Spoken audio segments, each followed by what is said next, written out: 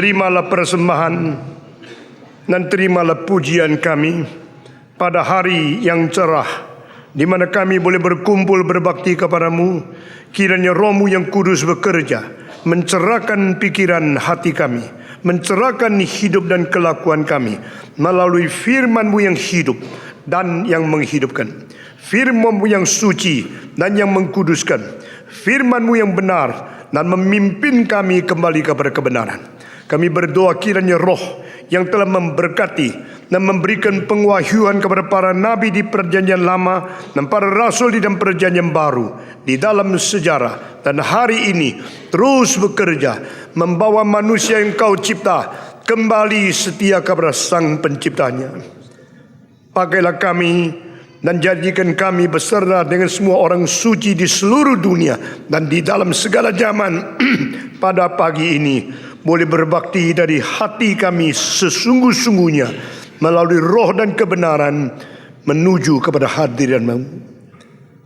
Demi nama Yesus Kristus kami mengusir setan keluar dari ruangan ini, dan Engkau sendiri bekerja sesuai rencana Tuhan di dalam kekekalan dan pimpinan Tuhan di dalam sejarah, sesuai dengan prinsip yang sudah dicantumkan di dalam Alkitab. Dalam nama Yesus Kristus, penebus dan juru selamat kami yang hidup, kami sudah berdoa. Amin. Silakan duduk, saudara-saudara. Kita membaca sekali lagi bersama-sama di dalam kitab Keluaran pasal ke-20. Kitab Keluaran pasal ke-20. Kita mulai lagi dari ayat pertama dan kita akan membaca sampai ayat yang ke-8.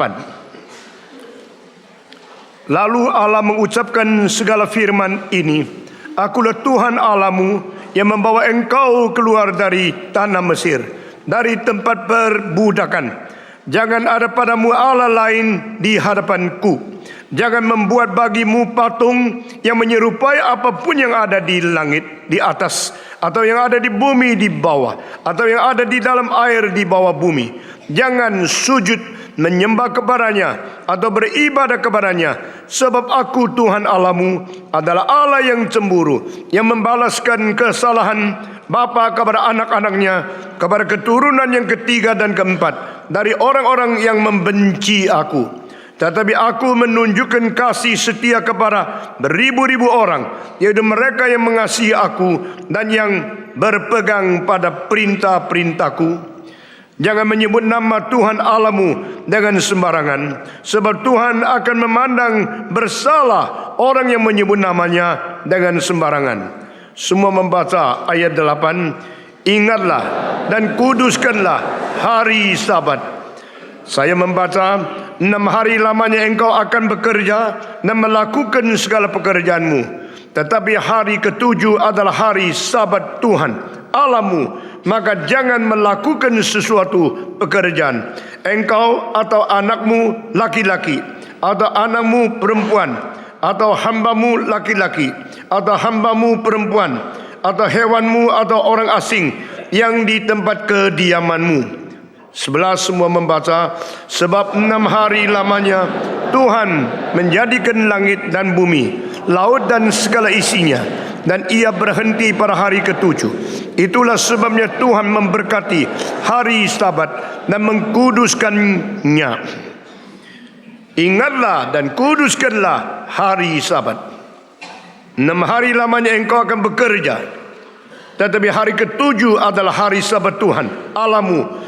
Maka jangan melakukan sesuatu pekerjaan, baik engkau, anakmu, atau hewanmu. Sebab 6 hari lamanya Tuhan menjadikan langit dan bumi, laut dan segala isinya, dan ia berhenti pada hari ke-7.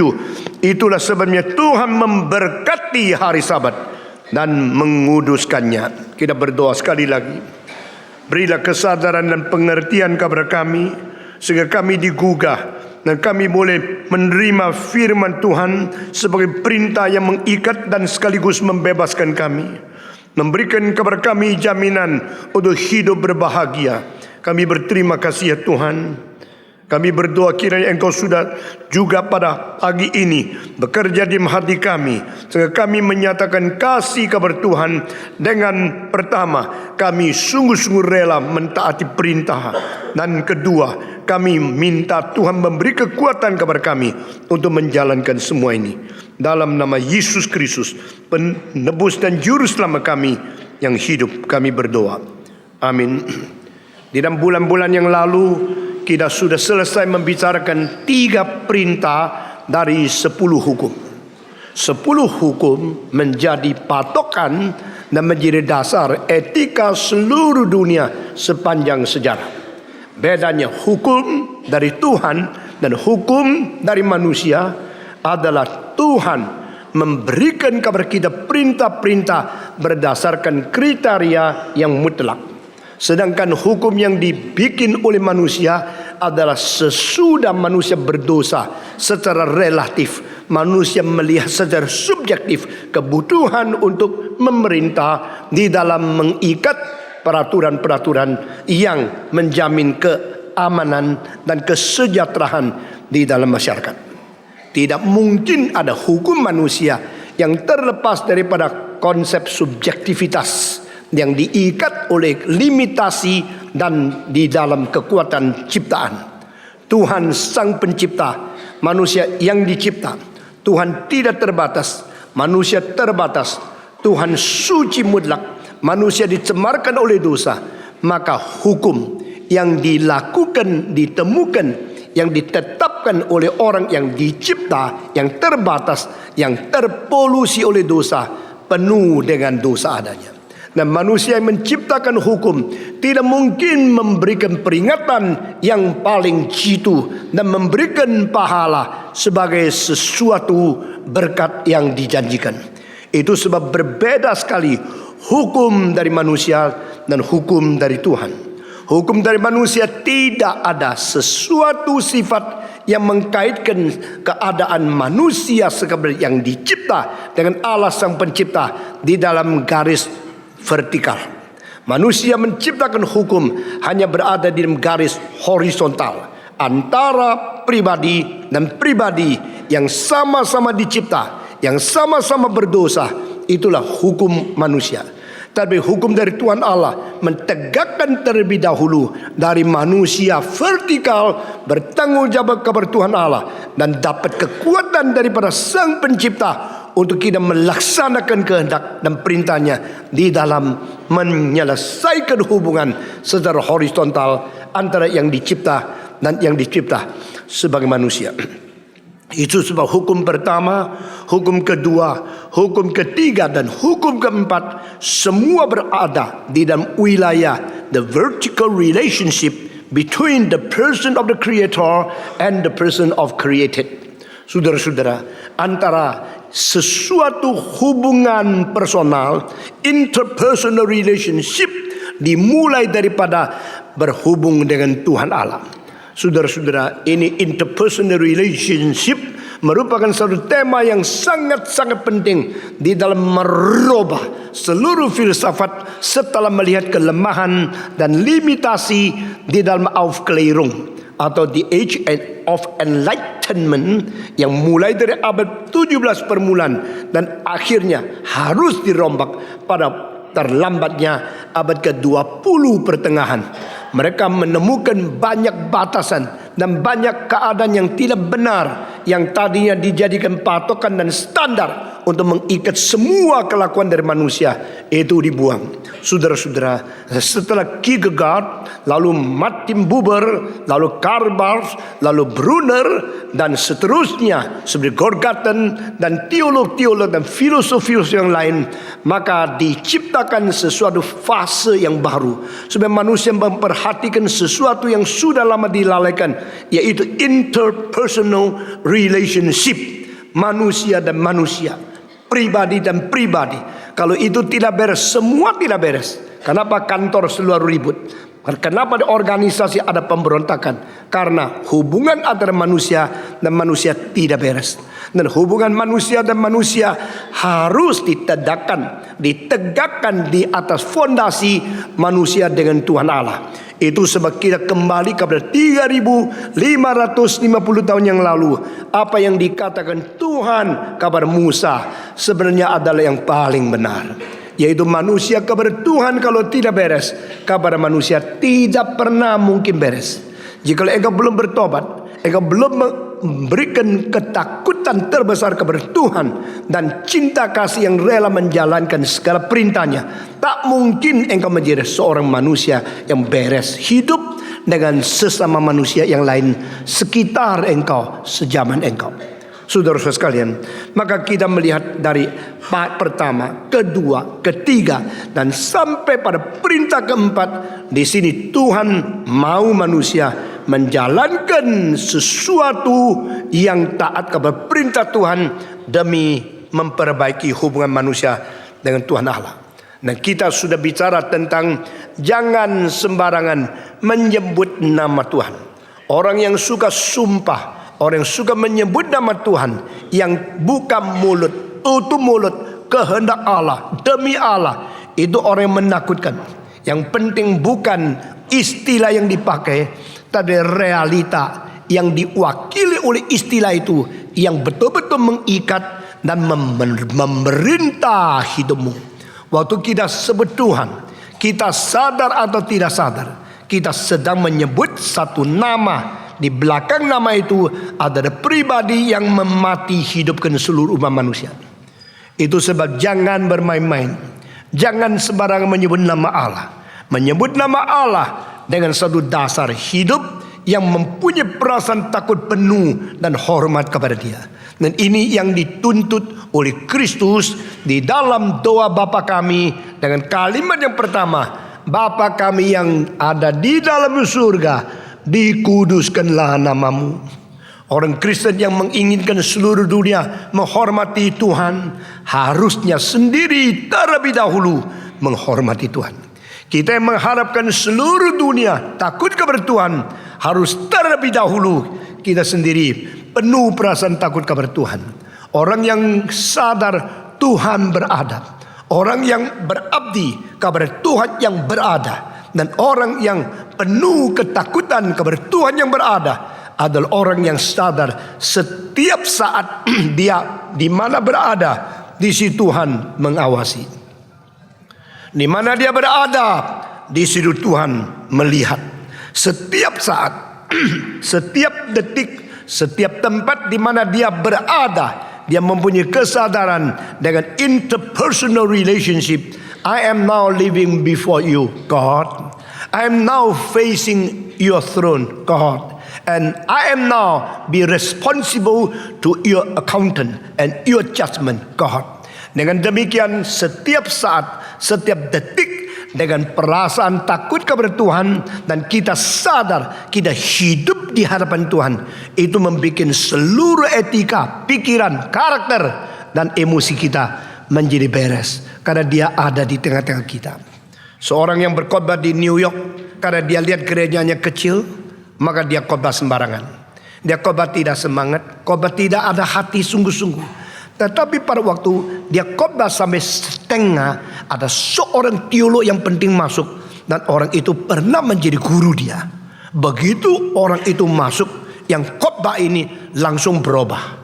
Dia langsung khotbahnya baik-baik, langsung dengan serius, tidak lagi seperti lain orang, lain tadi. Dan yang menjadi majelis di gereja itu langsung mengerti pengkhotbah ini sedang berubah 4 musim.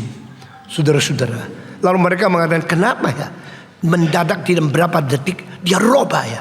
Lalu mereka nolek ke kanan kiri, ketemu seorang penting masuk, langsung orang itu berubah.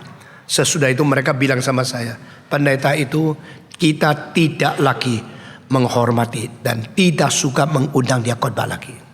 Saya tanya kenapa? Karena dia menganggap pendengarnya orang goblok, maka sembarangan khotbah. Sampai ada orang penilai yang pintar sekali hadir, baru dia alert, baru dia sadar dan khotbah sembarangan. Nah, kalau ada anak sekolah teologi di sini, jadilah ini peringatanmu. Pendetamu tidak pernah satu kali naik mimbar sembarangan, tidak pernah satu kali khotbah sembarangan, tidak pernah satu kali khotbah menghina pendengar. Saya menganggap kamu semua orang pintar. Kamu orang semua yang betul-betul bisa dididik.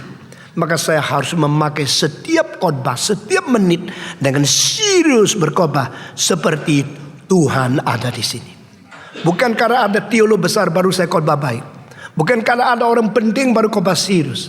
Tapi setiap saat sadar Tuhan lebih besar dari siapapun, dan Dia sedang melihat saya berkhotbah. Dia sedang menilai apa yang saya kerjakan. Dia sedang mau memberi berkat yang besar melalui saya, menjadi saluran untuk membawa kebenaran kepada engkau yang dengar. Perasaan takut kepada Tuhan dan selalu sadar hidup di hadapan Dia dan berjiwa bertanggung jawab kepada Dia setiap detik, itu menjadikan seorang hamba Tuhan yang baik.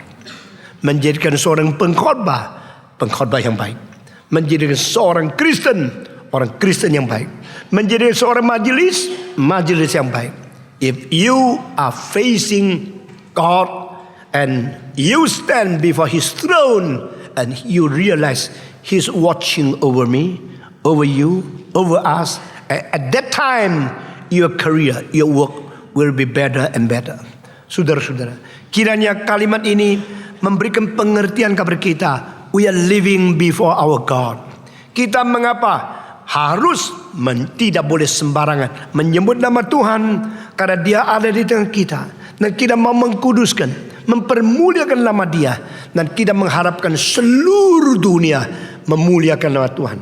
Kalau seluruh dunia memuliakan nama Tuhan, bagaimana dengan kita?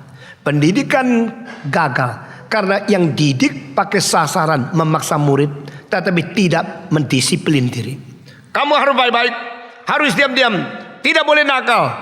Itu adalah satu sasaran yang dipaksakan kepada murid, tapi sendirinya nakal, sendirinya tidak beres, sendirinya tidak suci. Barang siapa yang tidak menjadi contoh di dalam pendidikan, maka teori pendidikan yang dia pakai semua akan menjerat dia sendiri. Barang siapa tidak menjadi teladan sebagai pemimpin, maka yang dipimpin akan dirusak, karena mereka diajar untuk mengerti secara kognitif kebenaran-kebenaran yang tinggi, tapi kompromi di dalam kelakuan sehari. Saudara-saudara, kita semua takut kepada Tuhan. Kita semua ingin mempermuliakan Tuhan. Lalu kita berdoa, diperkuduskanlah namamu di seluruh muka bumi. Tuhan akan mengatakan, aku mendengar doamu, aku memberkati keinginanmu, karena engkau sendiri hidup di hadapanku. Maka aku akan menyatakan diriku di hadapan seluruh manusia melalui kesaksianmu. Saudara-saudara, Paulus berkata, kerjakan segala sesuatu seperti di hadapan Tuhan Allah. Mengapa pakai seperti di hadapan Tuhan Allah? Karena Allah tidak kelihatan. Tapi bagi orang beriman, dia melihat apa yang tidak dilihat oleh orang dunia. Tanpa engkau diperanakan pula oleh Roh Kudus, engkau tidak menampak kerajaan Allah. Sama-sama di sini ada orang melihat gedung bagus, ada orang lihat lambang di belakang mimbar, ada orang melihat siapa yang khotbah. Tapi sama-sama di sini ada orang melihat Tuhan hadir. Waktu engkau sudah masuk ke dalam tahap melihat yang tidak dilihat oleh orang lain, engkau saat itu menikmati kerajaan Allah. Except you be born again by the Holy Spirit, you will never see the kingdom of God. What do you see in the church? What do you see in the world? What do you see in your life? What do you see in your ministry? Apa yang kau lihat di dalam pelayananmu, di dalam imanmu, di dalam pergaulanmu, di dalam hidupmu? Adakah kau lihat dia hadir dan dia sedang mengawasi engkau? Perasaan itu mengakibatkan kita serius. Kita tidak main-main. Saudara-saudara, saya berkali-kali bicara kepada beberapa orang tertentu, jangan guyonan tok di dalam khotbah. Itu murid saya semua. Iya Pak Tong, ya, tetap guyonan. Kenapa? Dia khotbah untuk menyenangkan orang. Dia khotbah untuk orang tertarik, orang senang sama dia. Antara kamu sama saya, engkau senang saya, tidak senang saya, itu tidak penting. Tapi kalau Tuhan tidak senang saya, engkau senang saya, hancur saya. Engkau harus berkhotbah seperti dilihat oleh Tuhan, seperti di hadapan Dia. Dengan demikian orang tidak senang khotbahmu, tidak apa-apa. Tetapi Tuhan senang. Lambat laun kalau mereka sudah dengar firman Tuhan dengan jelas, mereka pasti menghormati engkau. Tapi engkau hanya menyenangkan orang. Akibatnya adalah mereka lambat laun sudah bosan dengan kuyonanmu. Mereka mulai menghina kamu. Menghina kamu itu soal kecil. Sekaligus melalui menghina kamu, mereka menghina Tuhan yang kau wakili. Di situ gereja hancur, pengkhotbah hancur, dan tidak mungkin bertumbuh dengan sehat. Saudara-saudara, saya tidak tahu kenapa Tuhan mengizinkan KRII bertumbuh begitu besar. Kita kekurangan kekuatan untuk menggembala semua orang. Kita kekurangan kekuatan untuk mendidik setiap orang. Kita kekurangan kekuatan untuk membuat setiap orang mengabar Injil. Lalu di sini ada satu hal yang paradoks sekali. Kalau makin orang masuk ke gereja ini, berarti makin kurang penggembalaan. Kalau makin kurang penggembalaan, apakah gereja ini jatuh? Tidak. Karena Tuhan masih memakai firman, menarik lebih banyak orang datang. Berarti di dalam mimbar sudah ada unsur penggembalaan yang tidak mungkin dilakukan sempurna di bawah mimbar, yang dikasih Tuhan untuk menjadi kompensasi. Nah, hal ini satu hal yang sangat-sangat sederhana, tapi mengandung rahasia. Pada waktu Musa tidak mungkin menggembalakan 2 juta manusia.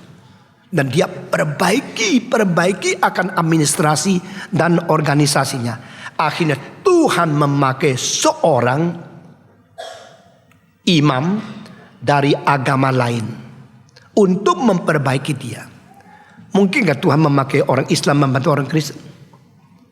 Mungkinkah Tuhan memakai orang pedagang yang bukan pendeta untuk membuat sesuatu, memperbaiki gereja? Mungkin aja. Jadi semua kemungkinan itu di bawah satu kalimat kedaulatan Tuhan Allah. Tuhan bisa bekerja. Tuhan bekerja selalu di luar dugaan kita, di luar cara kita, karena Dia berdaulat. Tuhan pakai Jethro. Jethro itu adalah papanya daripada istri Musa. Jadi itu adalah mertuanya Musa. Atau istilah mertua di dalam bahasa Ibrani juga boleh menjadi kakak sepupu. Sehingga saya tidak tahu dia mertua atau kakaknya istrinya. Jethro itu datang melihat, karena dia melihat menantunya menjadi pemimpin. Dia menikmati sekaligus mengawasi. Orang tua itu mempunyai 2 hal. Pertama, pengalaman. Kedua, suka campur tangan. Itu namanya orang tua ya. Lalu waktu dia melihat, akhirnya dia merasa anaknya, menantunya kasihan sekali. Segala sesuatu diurus sendiri. Itu pembinaan, lalu yang disebut itu counseling dari pagi sampai malam. Jadi seorang dari Kanada namanya Dr. Profesor Peter Witchcroft. Dia mengatakan, "Do you think Moses is a very, very intelligent and very, very clever leader?" Semua bilang, yes, Moses was a very, very good leader. Dia mengatakan, no, Moses was a very stupid leader. Waktu dia mengatakan kalimat itu, kita semua memberontak. Tidak ada orang berani kritik Musa. Musa begitu besar, tapi dia mengatakan Musa itu pemimpin yang bodoh. Lalu dia mengatakan, Musa belajar daripada Yethro bagaimana memimpin akan seluruh Israel dan membagi tingkat-tingkat pimpinan. Yang menguasai 10 takluk kepada yang menguasai 100. Yang menguasai 50 juga takluk kepada yang menguasai 100. 10 orang yang menguasai 100 takluk kepada yang menguasai 1000. Dari situ 1 orang 1000 memimpin 10 orang 100. 10 pemimpin 100 memimpin 20 orang 50. Dan 20-50 setiap orang memimpin 5 daripada 10. Yang 10 ada itu memimpin 1 orang 10. Sehingga di dalam satu piramida daripada kepemimpinan leadership itu ditemukan oleh Jethro dan diajarkan kepada Musa. Akhirnya satu pemimpin menguasai 130 orang. Saudara-saudara sekalian. Dan hal ini telah dibuktikan di dalam armada Kanada. Di dalam peperangan dunia kedua. Menjadi most efficient and most powerful leadership in organization. Saudara-saudara. Dengan demikian Musa menjadi memperbaiki dia. Nah, semua pimpinan itu akan diatur dengan baik menjadi baik. Saudara-saudara, meskipun kadang-kadang gereja mempunyai kelemahan, tapi gereja yang penuh kelemahan diberkati oleh Tuhan lebih daripada gereja yang menganggap diri tidak ada kelemahan akhirnya dibuang oleh Tuhan. Sekarang gereja-gereja yang paling hebat organisasinya, yang paling kuat administrasinya, yang paling berpengalaman di dalam pengelolaan organisasi, semua gereja rontok, semua gereja mundur, semua gereja sekarang menjadi sangat-sangat kosong. Bukan tidak ada pengalaman, tidak ada apa yang disebut leadership di dalamnya, ada, tapi roh Tuhan meninggalkan mereka. Saudara-saudara, kita kembali kepada Tuhan. Kalau setiap orang dididik dan mempunyai kesadaran, I am living before my God, I am not facing His throne, I am not be responsible to His power and His judgment. Dengan demikian, interpersonal relationship akan menjadi satu berkat bagi orang yang senantiasa merasa hidup di hadapan Tuhan dengan motivasi mengkuduskan namanya. Ini adalah yang ketiga. Hari ini kita masuk ke dalam perintah keempat. Perintah keempat adalah satu-satunya perintah yang kalimatnya cukup panjang dan hanya menyangkut satu hal, hari. Nah, saudara-saudara, mengenai hari ini bukan hal yang paling penting, sehingga Paulus pernah berkata, kamu memelihara hari Sabat, saya khawatir bagimu. Hari di dalam hal yang lain kepada Tuhan, 5-10 kepada sesama manusia. Hanya perintah keempat ini menyangkut memelihara hari. Dan di dalam Yesaya pasal 1 ada kalimat yang sangat-sangat paradoks dan sangat-sangat konflik dengan ini. Engkau memelihara hari Sabat, aku benci kamu. Kalau di sini kita mau mengerti, bukan harafiah yang menjadi penting, tapi makna rohania yang menjadi penting. Saya terus tekankan ini ya. Kalau kita mempunyai peraturan administrasi semua mengikuti akan tata sudah beres, lalu kita kira kita sudah beres. Saya mengatakan no. Kalau engkau kira engkau sudah sekolah-sekolah banyak S1, S2, S3, engkau sudah mengerti. Saya mengatakan no. Karena ada unsur faktor X yang lebih dari faktor kelihatan, faktor organisasi, faktor tata, faktor segala sesuatu dan perintah yang tertulis yang selalu kita kecantol dan kita tidak memperhatikannya. Itu sebab saudara-saudara, engkau harus memelihara hari Sabat. Tetapi Yesaya mengatakan, aku benci kepada kamu yang memelihara hari Sabat. Paulus berkata, aku khawatir kepada kamu yang memelihara hari-hari. Hari ini lebih penting dari hari itu. Saya takut, saya khawatir, saya cemas bagi kau, hei orang-orang Kristen. Saudara-saudara, kalau kalimat daripada firman Tuhan yang mempunyai secara lahiriah kontradiksi satu dengan lain, ini tidak berarti Tuhan pelin-pelan. Saudara pinter ya, harus pinter-pinter mengerti. Kemarin katanya begini, sekarang katanya begini, lu kok pelin-pelan? Itu bukan pelin-pelan. Kalau di dalam Alkitab ada banyak huruf, istilah dan perintah-perintah yang kelihatan satu bentur dengan yang lain, itu bukan berarti Tuhan berubah atau Tuhan pelin-pelan. Itu adalah paradoks. Dan paradoks itu jangan dimengerti secara permukaan. Paradoks harus dimengerti secara kesimpulan dari kedua pihak yang mengandung arti yang netral dan arti yang lebih kekal dan lebih luas daripada sekedar limitasi bahasa.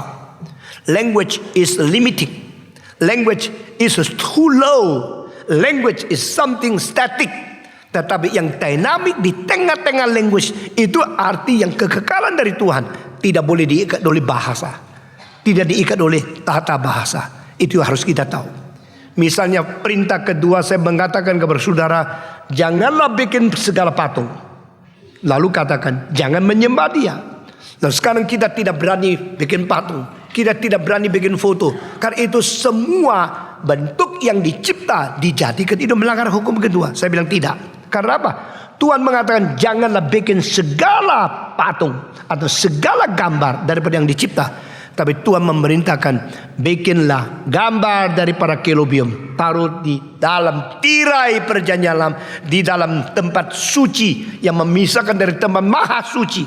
Tuhan yang perintahkan, bikinlah itu patung daripada kerubium, taruh di atas peti perjanjian, di mana 10 hukum disimpan di dalamnya. Tuhan bilang tidak boleh, Tuhan bilang boleh. Ini apa? Kontradik. Tuhan pelin-pelan, Tuhan roba-roba. Tidak, ada makna yang lebih tinggi dari sekedar harafiah yang dimengerti. Demikian juga engkau harus memelihara hari Sabat. Lalu di Yesaya mengatakan, aku benci persembahanmu, aku benci korban bakarmu, aku benci korban dosa yang kau serahkan kepada saya. Aku benci kau yang merayakan hari Sabat. Kalau demikian, yang mana yang betul? Yang katakan tidak boleh, juga yang mengatakan boleh. Yang katakan engkau harus, juga mengatakan aku benci apa yang kau sudah lakukan. Ini semua mempunyai makna lebih tinggi daripada sekedar harafiah, lebih tinggi daripada sekedar dokumen yang tertulis. Karena yang terus mati-matian memelihara dokumen dan memelihara setiap huruf yang mati, dia sudah kehilangan kelincahan di dalam mentaati perintah Tuhan yang dinamis itu. Saudara-saudara, maka ini perintah keempat sangat paradoks. Dan perintah keempat ini apakah dilakukan oleh manusia? Adakah orang yang mungkin melakukan secara mutlak? Saudara-saudara, orang Yahudi karena begitu terikat dengan perintah ini, maka mereka melakukan sebisa mungkin setiap huruf yang dikatakan di Taurat. Di Tel Aviv, pada waktu mereka pertama kali bikin itu hotel yang bersusun-susun, lebih daripada 15 susun, Hotel Hilton. Lalu bagaimana? Hari Sabat tidak boleh pencet tombol, karena itu melanggar hukum ini. Ya. Jadi engkau tinggalnya di lantai ke-8, bagaimana? Jalan kaki. Engkau waktu pakai lift, pegang tombol, itu melanggar hukum keempat. Jadi mereka jalan kaki. Lalu yang tua sampai lantai ke-7, jantungnya meledak. Orang sakit keras tidak bisa sampai ke-15. Mereka minta lantai kedua. Akhirnya cara terbaik adalah mereka membuat lift tetap jalan, tapi tidak usah tombol, tidak usah pijat tombol. Caranya bagaimana? Setiap lantai berhenti sendiri. Ya. Jadi kalau engkau lantai 15, engkau mesti tunggu 15 kali pintu buka, pintu tutup sendiri. Kedua, pintu buka, pintu tutup sendiri. Ketiga, pintu buka, pintu keempat. Karena apa? Karena mereka tidak mau melanggar hukum ini. Sehingga saudara-saudara, semua peraturan yang dituntut oleh Tuhan sedang dilakukan oleh orang melalui harafiah. Tapi arti sesungguhnya selalu tidak diperhatikan atau diabaikan. Nah, saya mengharap semua konsentrasi saudara kepada pengertian Alkitab dipimpin oleh Roh Kudus, masuk ke dalam faktor-faktor yang tidak kelihatan, yang paradoksikal itu. Kembali kepada pasal ini, di dalam perintah keempat, engkau harus merayakan hari Sabat. Saudara-saudara, mengapa harus merayakan hari Sabat? Kembali kepada pasal 20 ayat pertama. Karena aku pernah menyelamatkan engkau keluar dari tanah Mesir, di mana engkau diperbudak. Allah mengucapkan segala firman ini. Akulah Tuhan Allahmu yang membawa engkau keluar dari tanah Mesir, dari tempat perbudakan. Lalu sekarang perintah keempat, aku memberikan hari Sabat kepadamu. Apa artinya hari Sabat? Hari Sabat yang penting bukan harinya, yang penting ada Sabatnya. Sekali lagi, hari Sabat yang penting bukan harinya, yang penting adalah Sabatnya. Namun demikian, melalui hari untuk mengerti Sabat ini diperintahkan oleh Tuhan, sehingga di dalam menyaksikan, menikmati Sabat, yaitu sesuatu peristirahatan yang sejati, engkau memerlukan satu wadah. Wadah itu adalah hari. Saudara, sebagaimana engkau memberikan berlian kepada pacarmu, berlian itu tidak diberikan dilempar begitu. Berlian itu dibungkus di dalam satu kotak, dan kalau mungkin kotak dibikin seindah-indahnya, serapi-rapinya, semahal-mahalnya. Waktu dia buka kertas bingkisan itu, dia lihat kotak yang bagus. Lalu dia mengatakan, puji Tuhan, aku dapat kotak. Tidak begitu kan? Dia akan melihat apa yang berada di dalam kotak. Waktu dibuka, wih, berlian 5 karat. Wah, ini berapa besar harganya? Dia senang. Tapi berlian yang mahal sangat memerlukan kotak yang cocok. Soekarno mengatakan, lukisan yang bagus perlu figura yang memadai. Nah, ini hal yang sama. Jadi waktu engkau mengatakan, aku pentingkan dalamnya, bukan penting luarnya. Yang penting dalamnya. Tapi luar kalau cocok, apa salahnya? Engkau mengatakan, saya mau cari perempuan yang rajin, yang taat, yang baik, yang anggun. Tapi mukanya jelek, tidak apa-apa. Nah, saudara-saudara, nah cocok kan? Kalau engkau dapat nyonya yang baik, terus mukanya kayak malaikat, apa salahnya? Dan engkau minta isinya bagus, tapi wadahnya cocok. Demikian saudara-saudara, di dalam memelihara hari Sabat, yang penting Sabatnya, tapi wadahnya namanya hari. Tapi kalau engkau pentingkan hari, lupakan akan Sabatnya, Tuhan marah. Itu sebab Tuhan mengatakan, aku benci kamu yang memelihara hari Sabat. Bukan berarti Tuhan pelin-pelan, tapi berarti mereka sudah putar balikan. First thing second, second thing first. That is not the will of God. Let first thing be the first, and second thing be the second. Let the most important thing be the primary, and other ones become secondary. Nah, ini adalah satu pengertian engkau pelihara hari Sabat. Waktu Tuhan mengatakan engkau peliharalah hari Sabat, Tuhan memberikan perintah dengan alasan yang kita harus mengerti kenapa. Di sini dikatakan, ingatlah dan kuduskanlah hari Sabat. 6 hari lamanya engkau akan bekerja dan melakukan segala pekerjaanmu. Tapi hari ke-7 adalah hari Sabat Tuhan. Nah, di sini muncul the day of the Lord. Ini adalah harinya Tuhan. The day of the Lord, the day which belong to God. Berarti Tuhan mengatakan, aku memberikan engkau 7 hari, tetapi di dalamnya ada 1 hari engkau kembalikan kepada saya.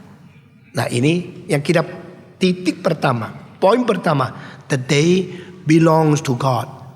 Banyak orang hari Sabat setelah kebaktian pergi cari tanah supaya Senin sampai itu sudah lihat tanah lokasi di mana, Senin sampai Sabtu boleh cari untung. Hari Sabat kerja lebih banyak untuk keuntungan sendiri. Cuma kalau dah ke gereja tidak boleh. The day belong to the Lord. Hari ini hari milik Tuhan. Maka kita kuduskan hari ke-7. Karena ini ada unsur adalah punyanya Tuhan. Seorang yang hatinya baik sekali dan dia selalu menolong orang miskin, lagi tunggu makanan yang dia pesan di restoran. Seorang pengemis datang, Pak, bantu Pak, tolong Pak, saya sakit, saya lapar. Dia kasih $1 sama dia. Saya sudah kasih, orang itu mikir, gampang ya, baru 3 kalimat $1. Dia mati-matian cari lagi orang lain. Ngomong sampai pidato setengah jam 1 sen. Ada yang cuma 10 sen. Dia pikir lebih baik kembali ke tadi itu, gampang. Dia datang lagi, Pak, tidak cukup Pak. Penyakit saya berat Pak, perlu lagi. Dikasih lagi $1. Dia bilang, ya sudah, ini langganan paling baik. Udah tidak usah keliling-keliling. Daripada capek-capek tidak dapat 10 orang dapatnya cuma 10 sen. Ini 1 orang 100 sen. Dia datang lagi, Pak masih tidak cukup Pak. Akhirnya dikasih lagi $1. Sudah kasih $3. Dia pikir-pikir, wes tidak usah keliling lagi lah, capek. Kesini ke sana anda lesu. Di sini aja, Pak masih kurang Pak. Dikasih lagi $1. Sudah 4. Dia dikasih lagi $1. 5. Sudah kasih lagi 6. Dia pikir, ya tadi pidato kurang bagus sih ya. Maksud saya cari alasan dapat lagi. Sesudah minta ke-7. Orang itu mengatakan, di mana Leong Sim Lu? Hati nuranimu di mana? Di kantong saya selain uang makan saya cuma sisa $7. Sudah kasih 6 masih tidak cukup. Sudah kembalikan, semua diambil kembali. Saya cuma $7 selain uang makan yang saya harus bayar. Sudah kasih kamu 6 karena Pak sakit ini itu. Saya terus hatinya itu terus ngeres-ngeres tapi itu tidak puas-puas. Sudah bawa kembali. Saudara-saudara, kalau you sudah dikasih 6 hari masih Pak. Nanti Tuhan ambil kembali semua, kapok lu saudara-saudara. 1 hari itu hari Sabat, harinya Tuhan.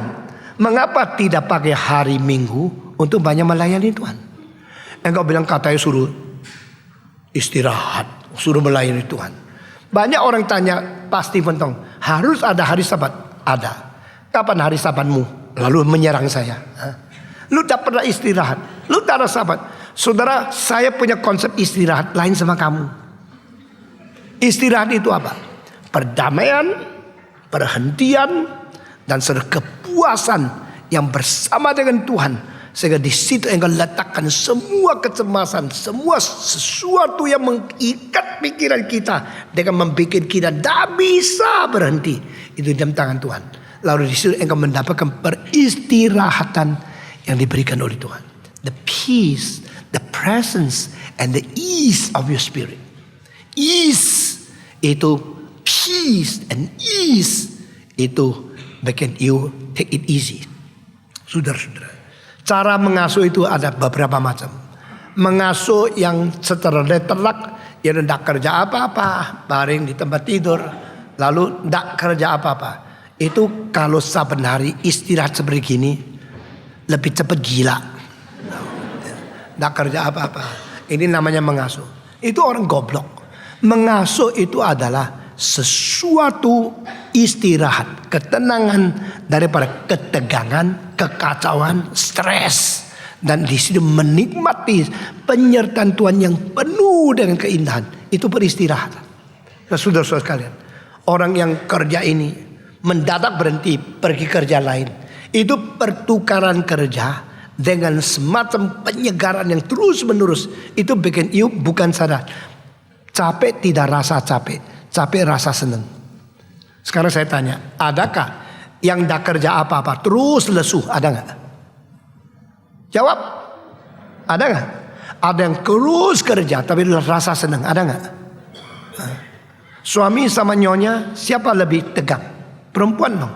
Perempuan melahirkan. Sebelum lahir gendong bayinya di dalam 9 bulan lebih. Sesudah lahir gendong lagi pakai 2 tangan di luar. Di dalam gendong sudah 9 bulan. Di luar gendong dah rasa terlalu capek. Karena sudah dibiasakan capek. Tapi laki-laki suruh gendong 3 menit dia sudah dah tahan. Ini lesu, ini urat. Baru gendong bayi 3 jam. Besok pagi minta dipijat 6 jam. Wanita tidak, dia gendong terus. Kenapa? Aduh, lu ndak tahulah. Ini kan anak gue. Karena anak gue, jadi syarafku ditekan oleh syaraf dia. Itu istirahat. Itu anakku yang ku nikmati. Aku gendong sambil menikmati. Coba lihat, I am a mother. Coba lihat, this is my baby. Coba lihat, this is mine. So, itu pengerti, ini punya saya, ini hak saya, ini privilege saya. Bikin dia is. Nah itu is, itu yang arti sesungguhnya. Saudara-saudara, kenapa orang tua itu dipaksa pensiun, jangan kerja, pensiun, suruh berhenti supaya dia nikmat hidup, mati. Kenapa? Setelah dia ada kerja, dia pikir, lah gua untuk apa hidup di dunia? Ya entah ini mati, daripada entah ini mati, cepat-cepat mati, langsung mati dia. Lalu itu istirahat yang lain lagi. Ya, istirahat daripada kerja setengah mati, sekarang mati istirahat betul-betul. Apa arti dia istirahat? Nanti minggu kedua, minggu ketiga, ini satu perintah yang saya perlu beberapa jam untuk selesaikan. Tuhan berkata, this is the Sabbath of the Lord. Tuhanmu adalah Tuhan yang bekerja. Tuhanmu juga adalah Tuhan yang berhenti. Ada masanya engkau itu labor, bukan libur, tapi labor, engkau bekerja. Ada saatnya engkau libur. Ada saatnya engkau kerja berat. Ada saatnya engkau berhenti. Ini namanya hidup yang ada sirkulasi. Yang ada sesuatu circle yang menikmati hidup. Nah saudara-saudara kalian, puji Tuhan. Tuhan minta orang Israel keluar dari Mesir 400 tahun, 430 tahun seperti kuda, seperti sapi yang tidak ada variasi hidup. Sekarang keluar. I'm giving you the day of Sabbath, and you will understand the Lord Sabbath in your Sabbath. Mengerti peristirahatan Tuhan di dalam peristirahatan manusia. Mengerti bagaimana Tuhan mengalami peristirahatan untuk membuat satu ketenangan, satu kestabilan, satu peristirahatan, dan satu perdamaian di dalam dirimu. Nah, perdamaian di dalam diri kita adalah mengikuti satu peristirahatan yang pernah dialami oleh Tuhan Allah. Dan di situ peristirahatan Tuhan masuk ke dalam hidup kita, menjadikan kita dimiliki oleh Tuhan. Karena kita memiliki sahabat Tuhan. Kita memiliki sahabat Tuhan. Dan sahabat Tuhan menguasai hati kita, sehingga kita mendapatkan perdamaian di dalam Tuhan. Itu artinya. Nah, ini kalau ditelusuri ya, Alkitab mengatakan dengan istilah yang tidak ada terjemahan. That Sabbath. Istilah that Sabbath, yaitu peristirahatan itu. Apa sih itu? Ya itu. Itu di mana? Ya itu. Apa itu? Tidak ada penjelasan. Nah, ini rahasia besar. Apa artinya? Yaitu semacam perhentian, semacam ketenangan yang tidak mungkin direbut. Nah, kalau you mau mengerti kalimat ini, mungkin engkau harus melalui janji Yesus Kristus. Sebelum Kristus naik ke atas Golgota, satu malam itu dia mengatakan apa kepada muridnya? I give my peace unto you. Aku memberikan istirahatku. Aku memberikan perdamaianku. Aku memberikan sejahteraku kepadamu. My peace is not from this world. Lain dengan perdamaian yang diberikan oleh orang lain, tapi perdamaianku sendiri aku berikan kepadamu. Itu sebab kau jangan gelisah, kau jangan takut. Maafkan saya mengatakan satu kalimat yang sombong. Saya sudah mengalami perdamaian di dalam Tuhan. Sehingga hidup saya tidak penuh gelisah. Saya percaya banyak orang, termasuk pendeta-pendeta, kalau suruh mereka kerja sebanyak saya, sudah bunuh diri. Banyak orang rohani yang kerja harus seberat saya, sudah masuk rumah sakit, sudah masuk rumah gila. Saudara tahu tidak, dari tanggal 21 saya kembali ke Indonesia memimpin di itu balai sidang. Sampai tanggal 30 selesai saya itu merayakan 50 tahun. Saya merasa nikmat sekali. Karena anak-anak ada di rumah, meskipun tidak bisa sering, saya harus khotbah lagi terus. Di dalam 10 hari itu sibuknya luar biasa. NRIC, pendeta-pendeta, semua khotbah satu kali, saya khotbah lebih 6 kali. Ya. Nah, kadang berapa kali pulang, mesti bikin pastor lagi live. Sibuk luar biasa. Waktu ketemu dengan anak juga tidak banyak. Tapi saya rasa sudah nikmat luar biasa. Sesudah itu, minggu lalu, hari Minggu setelah khotbah, saya naik mobil. Mau pergi lagi ke luar negeri. Sedikit tidak rela. Karena apa? Aduh, sudah umur gini kok pergi-pergi terus lagi. Waktu itu tidak rela karena apa? Sedang terus keluar. Saudara masih ingat minggu lalu? Basah terus di sini. Saya terus pakai tisu. Terus setelah tisu semua, setiap kali kebaktian tisu 50 di sini. Semua saya masuk kantong. Saya bikin orang yang bersihkan meja tidak terlalu rasa diganggu. Ya. Setiap kali habis saya makan, saya bikin bersih meja. Semua taruh di dalam piring. Baru orang bikin meja tidak tahu repot. Setiap kali tisu banyak di sini, pasti semua masukkan kantong. Baru saya turun, lalu pergi lain tempat. Sehingga orang lain tidak terganggu. Ini kebiasaan saya. Tapi kantong saya yang penuh tisu minggu lalu, waktu pergi ke airport, saya sedikit rasa enaknya kalau tidak usah pergi ya. Kalau tidak usah pergi, nikmati 1 minggu di sini, tidak usah terlalu berat, itu enak sekali. Tapi hati tidak bisa. Karena di hati ada satu suara, ribuan orang tunggu kamu. Mereka sudah 3 minggu tidak dengar khotbah kamu. Mereka menanti. Itu sebab minggu lalu saya sampai di Singapura, yang datang meledak. Sampai di Kuala Lumpur tidak terlalu banyak, seperti biasa. Di Singapura meledak, di Hong Kong meledak, di Taiwan meledak. Karena mereka sudah 3 minggu tidak dengar khotbah saya. Mereka ingin dengar. Dan bagi saya, apakah saat sudah sakit-sakit mau pergi, Lalu itu ada kemungkinan istirahat. Tidak mungkin. Tapi di dalam jiwa saya tetap istirahat. Saya percaya orang lain kalau kerja seperti saya, apakah mati atau sakit atau masuk rumah sakit atau jantung atau apa, saya tidak tahu. Tapi bagi saya sudah mengalami satu hal. The peace with my God. The rest in His bosom. Saat paling capek, kalau satu hari khotbah 7 kali. Kali terakhir saat paling capek, selalu kebaktian paling baik. Kalau tidak percaya coba cari rekod. Hari itu saya tanggap berapa khotbah berapa kali, lalu dengar rekaman. Selalu hari paling capek, saat yang paling letih lesu, urapan Tuhan makin besar. Ini semua membuktikan ada that rest, that Sabbath. Ada satu macam peristirahatan yang disebut istirahat itu. Ini istilah muncul dari mana? Ini istilah muncul 2 kali.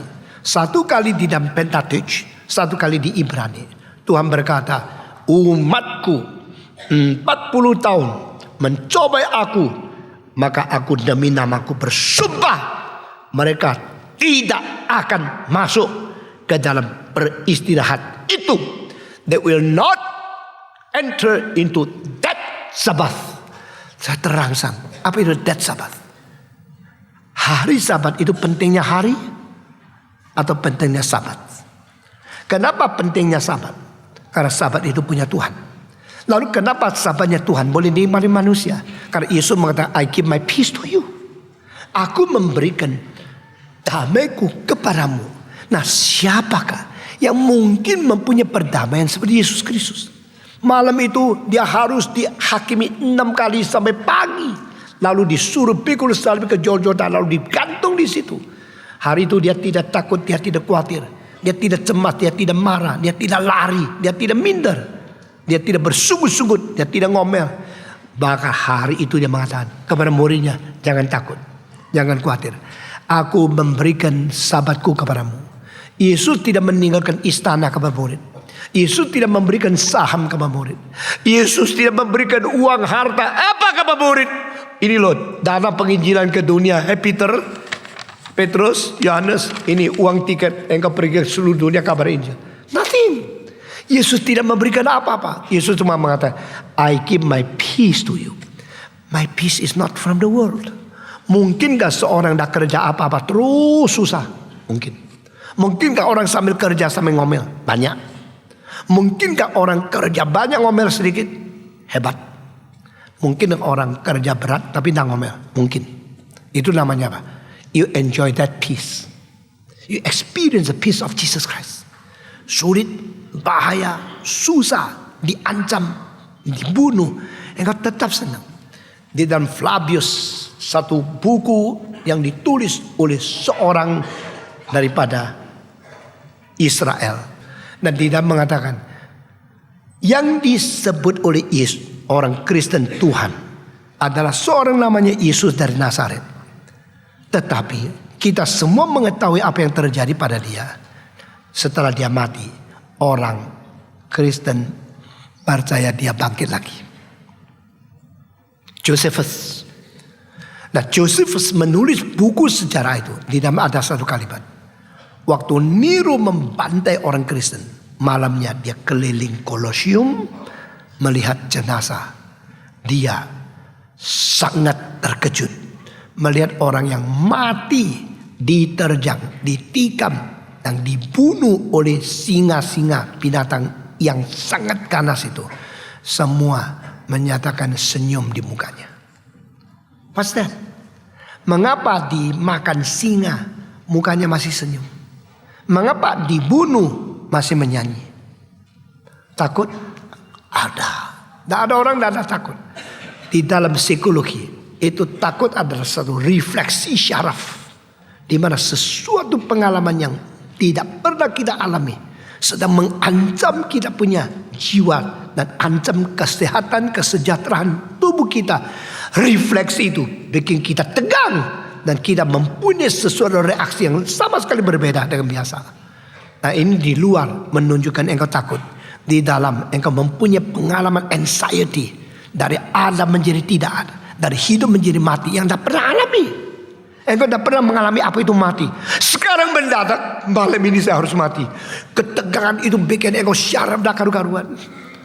Medis telah membuktikan orang yang beriman kepada Tuhan, waktu dia mengalami kematian, itu getaran vibrasi elektronik di dalam otaknya sangat stabil. Tapi orang yang tidak mengenal Tuhan, waktu mati kacau balau vibrasinya yang dites. Membuktikan betul-betul Alkitab ada semacam death Sabbath, ada semacam death rest, ada semacam yang disebut my peace yang tidak ada pada dunia diberikan oleh engkau. Sebenarnya Tuhan mengatakan peliharalah hari Sabat. Maksudnya adalah sama-sama dengan aku mengalami hidup yang ada sekulasi dan mengalami hidup yang ada beristirahatan. Saudara-saudara, dengan mengalami hidup yang beristirahatan, maka berarti kita peace in God, rejoice in the Lord. Hari ini peace in the Lord, mengalami sejahtera di dalam Tuhan. Saya bersyukur kepada Tuhan. Pertama kali saya merasa ada sejahtera itu adalah umur 21. Waktu saya naik becak dari pos kantor Surabaya menuju itu satu jembatan, lalu turun ke Sambongan. Di tengah jembatan itu karena tidak bisa naik, tukang becak mesti turun dorong. Nah, waktu dia dorong, saya sedang noleh ke belakang menginjili dia. Waktu saya menginjili dia, datang perampok yang saya tidak tahu. Karena saya melihat Yesus mencintai kamu, engkau mesti jadi Kristen. Jadi tukang becak bilang iya. Mendadak perampok datang. Waktu perampok datang, saya lagi noleh ke belakang, diberhentikan becak itu. Lalu saya noleh ke sini melihat arloji. Saya memakai sarung arloji yang cukup bagus karena dari kecil hobi saya arloji. Lalu dia bilang, ayo arloji. Pesonya kira-kira 40 cm. Tajam, besar sekali. Kasih arloji. Saya bilang, tenang aja. Jangan rame-rame, saya kasih. Cet! Cepat. Sudah jadi perampok masih galak. Tapi kalau galak dah jadi perampok ya. Atau jadi perampok dah jadi. Saya buka arlojinya, kasih dia. Lalu saya mengatakan, ini kasih kamu, tapi kamu berdosa. Apa? Nah, orang berdosa ngaku. Tetapi Tuhan mencintai kamu. Tak peduli Tuhan atau selamat. Lalu dia ambil dan pergi. Dia lari pergi. Saya mengatakan, Yesus cinta kamu. Bertobatlah kamu. Tukang becak gemeter. Sudah naik di atas. Dia sudah jembatan paling tinggi. Dia naik. Lalu turunnya tak usah engkol. Dan angin. Saya masih ingat semua itu. Lalu dia bilang, kenapa itu? Kenapa itu tadi? Kenapa? Ya itu perampok Maharoji. Ya itu. Saya takut. Saya bilang, saya tidak takut. Kenapa kamu tidak takut? Yesus ada di hatiku. Itu pertama kali saya rasakan what is that peace. Lalu tanggal umur 26 saya khotbah di ujung pandang. Gereja penuh, jendela penuh. Di luar pintu pasang kursi, tumpuk meja sampai orang penuh semua. Selesai hari keduanya saya mau ke Palopo. Waduh, Palopo itu 400 km dari ujung pandang. Dari ujung pandang mesti ke Pari-Pari. Pari-Pari terus ke Makali. Makali terus ke Palopo. 400 km itu bukan jalan biasa. Karena sudah puluhan tahun tidak bikin betul. Batu-batu di bawah tanah semua menjadi telanjang. Dan aspal sudah hilang. Mobil Saudara tahu 2 hari 1 malam baru sampai. Dan di antara Makali, Pari-Pari sama Palopo itu pemberontak yang melawan pemerintah pusat pakai senapan jalan di tengah-tengah kegunungan. Majelis bilang, Stephen Tong, silakan jangan pergi. Engkau di ujung pandang diterima begitu baik. Ratusan orang berjejak-jejak tidak bisa masuk, tunggu di luar pintu. Kita tambah lagi kebangunan rohani 1 minggu lagi di sini aja, tidak usah ke Palopo. Lalu engkau bisa dapat lebih banyak orang bertobat. Yang di situ biarin aja. Saya punya pikiran dalam. Yesus sudah dapat berkat, yang lain harus dapat.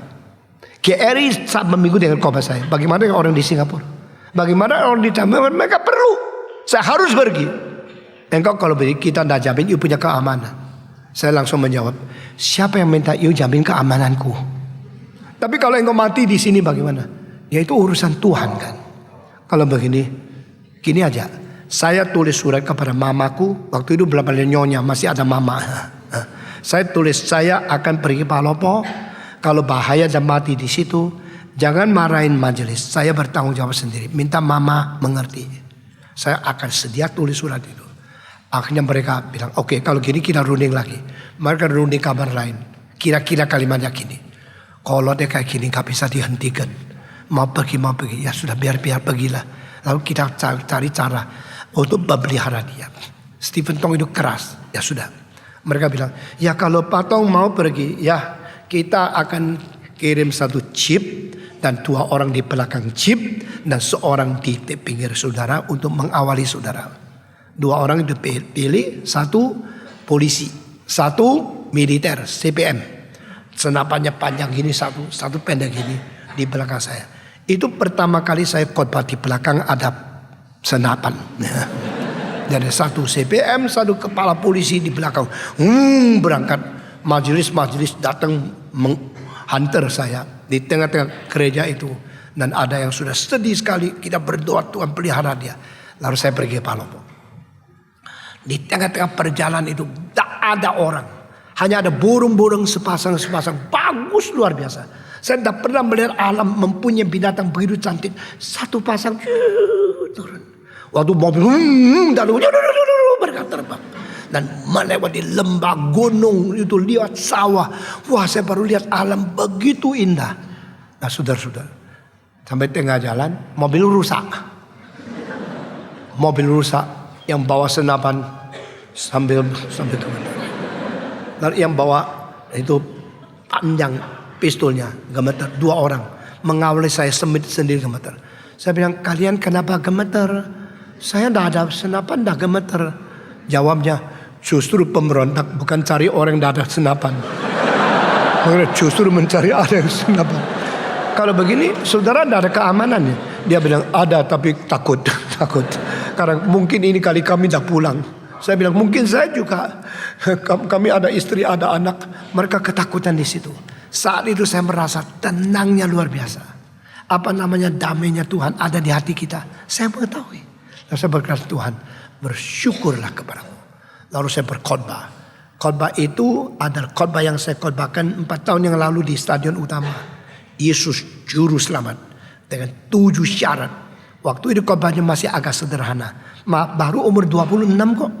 Karena di sini kan khotbahnya sudah lebih tua, lebih berpengalaman. Dan saya khotbah 1 malam. Satu-satunya Juru Selamat. Yesus Kristus. Ada Allah yang tunggal. Wah, makin banyak, makin sabar hari penuh kebaktian. Dan seorang Tionghoa umur 60 nangis. Saya sudah hidup 60 tahun. Baru tahu adalah orang Tionghoa pendeta. Baru tahu adalah orang Cina itu bisa khotbah. Biasa Cina kepekong. Nangis.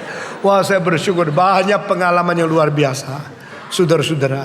Dan hari ke-7 seorang mengatakan, besok kembali. Iya. Besok kembali saya usulkan jam 3 berangkat pagi-pagi. Saya tanya kenapa? 7 hari khotbahmu terlalu keras. Ada orang yang marah, mungkin tengah jalan membunuh kamu. Akhirnya saya bilang, oke, kita serahkan Tuhan. Jam 5 berangkat. Berangkat di tengah yang keadaan masih gelap sekali. Lewat di gunung lembah. Mobil rusak. Betul-betul tidak bisa jalan. Di tengah-tengah jalan. Karena apa? Jeep itu dia punya shock breaker itu bukan yang gini. Tapi yang gini. Di tengah itu ada satu pen. Untuk duduk sampai roda itu udah geser. Karena terus kena batu besar. Pennya itu patah. Seluruh roda goser ke selebor belakang. Tidak bisa jalan. Lalu kita turun. Saya ikut pertama kali bikin mobil. Masuk ke dalam. Kawal kolongnya mobil. Ikut tarik. So itu dikerasin sekeras mungkin. Baru kerasin. Bisa jalan. Karena tidak goser. Baru 1 kilometer. Balik lagi. Wah, mati gua. Kalau gini setiap kilometer bawa ke kolong. Saya tuh lihat. Di desa itu waktu itu belum ada tali rafia. Belum ada tali plastik. Mereka jemur pakai kawat besi. Jadi pakaian itu ditaruh di atas kawat besi, jemur di situ. Saya datang, Bu, saya beli kawannya boleh nggak? Buat apa beli kawat? Mau jemur di mana? Saya bilang enggak. Saya mau pakai untuk ikat ban di bawah. Oke, mahalnya 10 kali harga biasa. Kita bayar. Lalu dari as depan ada tempat cancang itu untuk ke belakang. Tarik, sudah tarik itu talinya itu daripada kawat tarik. Akhirnya tetap boleh tidak kembali. Betul-betul sampai di Pare-Pare baru masuk ke bengkel. Itu 300 km berjalan dengan bahaya sekali. Tengah jalan itu semua tentara yang disuruh pusat menjaga, ketakutan luar biasa. Dan itu kedua kali saya merasa, what is the peace in the Lord? The peace of Jesus Christ is within our heart. Saudara-saudara, adakah sejahtera sengguh? Adakah istirahat sejati? Adakah perdamaian yang membuat kita tidak tegang? Saya alami. Saya berani mengatakan, saya sudah sekarang umur 68 tahun ini. Dan saya berani mengatakan, kesulitan, ombak besar, ketakutan, ancaman, pembunuhan, apa saja mungkin tiba kepada kita. Satu pengalaman, aku sadar ada sahabat itu yang mendampingi kita. Ada peristirahatan itu yang diberikan oleh Tuhan kepada kita. Bukan hanya merayakan hari dari sahabat, tapi menerima sahabat dari Tuhan. Itu sebab Tuhan mengatakan, stop being a slave. Jangan lagi menjadi budak di Mesir. Aku keluarkan engkau, memberikan 10 hukum, dan hukum keempat, rayakan hari sabat. Kalau saudara mungkin dan coba lakukan. Hari Minggu tidak buka toko, tidak kerja, menikmati sabat. Ini perintah keempat. Setiap hari Minggu engkau datang bersama-sama Tuhan, menikmati sejahtera dari Tuhan Allah. Tapi engkau mengatakan, hari Sabat kan hari Sabtu. Kenapa menjadi hari Minggu? Minggu depan dan mungkin minggu depan lagi. Banyak hal mengenai perintah keempat akan kita bahas sampai tuntas. Mari kita berdoa. Bapa di dalam surga, kami berterima kasih. Engkau begitu mengasihi kami. Engkau memanggil kami. Engkau menyelamatkan kami. Engkau mengampuni kami. Engkau memberikan perdamaian kepada kami. Engkau menjanjikan sabat. Engkau menjanjikan beristirahat yang kekal, yang sebenarnya hanya dimiliki oleh Engkau sendiri kepada kami. Sehingga kami boleh hidup menikmati sejahtera, menikmati perdamaian, menikmati hidup sekulasi, menikmati sesuatu kesehatan sebagai jiwa yang eksistensi, sesuai dengan dalil, sesuai dengan kenikmatan yang Tuhan miliki. Kami bersyukur kiranya Tuhan berkati kami masing-masing untuk hidup damai, hidup bersekutu, hidup mengalami cinta kasih Tuhan. Dalam nama Yesus Kristus, penebus dan juru selamat kami yang hidup, kami sudah berdoa.